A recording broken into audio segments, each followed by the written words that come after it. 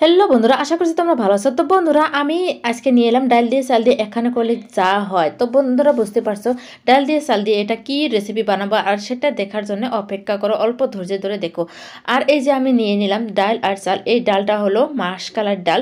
মাসকলার ডাল দিয়ে চাল দিয়ে এই যে ভালো করে আমি ধুয়ে পরিষ্কার করে নিয়েছি। কয়েকবার কষলিয়ে কষলিয়ে আমি ভালো করে ধুয়ে নেব। আর এই যে ময়লা ময়লা যে পানিটা আছে সেটা আমি বের করে দেব।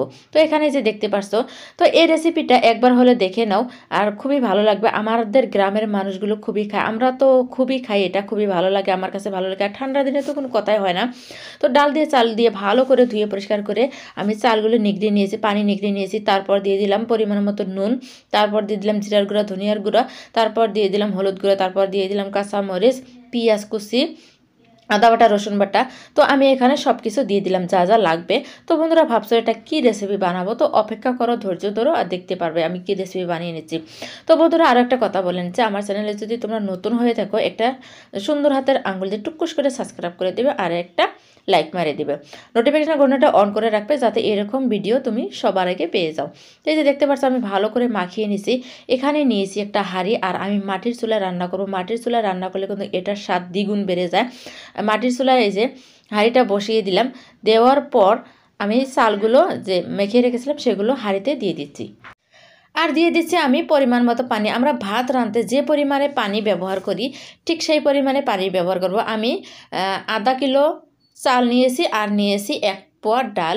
তো সেই পরিমাণ মতো আমি এই যে পানি দিয়ে দিলাম, এখানে দিয়ে একটা ঢাকনা দিয়ে ঢেকে দিলাম। তো কিছুক্ষণ না, অনেকক্ষণ পর যখন এই যে এগুলো বলক উঠেছে, সেক্ষণ দিয়ে দিলাম আমি গরম মশলা যা যা লাগে সব কিছু দিয়ে দিলাম। আর আগে কিন্তু আমি সরষের তেল দিইনি, ব্যবহার করিনি। তো এখন দিয়ে দিলাম সরষের তেল, আর দিয়ে দিচ্ছি অনেকগুলো ধনিয়ার পাতা। তো এই যে এই দিনে ধনিয়ার পাতা যদি না দেন, তাহলে এই রেসিপিটা কিন্তু খেতে ভালো লাগে না। ধনিয়ার পাতা দিয়ে খেয়ে দেখবেন একদিন অবশ্যই ভালো লাগবে। আর এখন একদম হালকা আছে এগুলোকে সিদ্ধ করে নিলাম। তার মানে এটা হয়ে গেল শুকনো খিচুড়ি। আর এই খিচুড়িটা কিন্তু আমাদের গ্রামের মানুষের খুবই পছন্দ, আমরা তো খুবই পছন্দ করি, খুবই ভালো লাগে। এটা মাংস দিয়েও খাওয়া যায়, এমনি খাওয়া যায়। ঝাল ঝাল খিচুড়ি হয়, খেতে কিন্তু খুবই দারুণ লাগে। তো খিচুড়িটা হয়ে গেল, আমি হালকা আছে খিচুড়িটা বানিয়ে নিলাম। এখন আমি নামিয়ে নেব।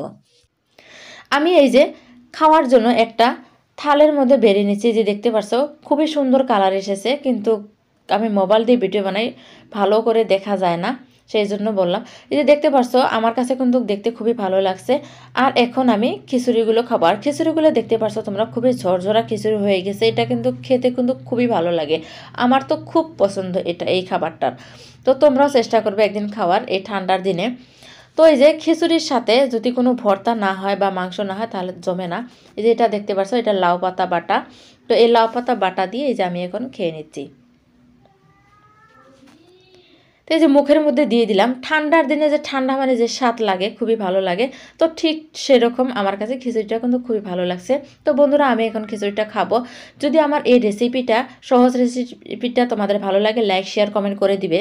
তো আজকের মতো তোমাদের থেকে বিদায় নিচ্ছি। আবার আসবো কোনো এরকম নতুন রেসিপি নিয়ে। তত টাইম তোমরা সুস্থ থাকবে, ভালো থাকবে, আর আমার পাশে থাকবে।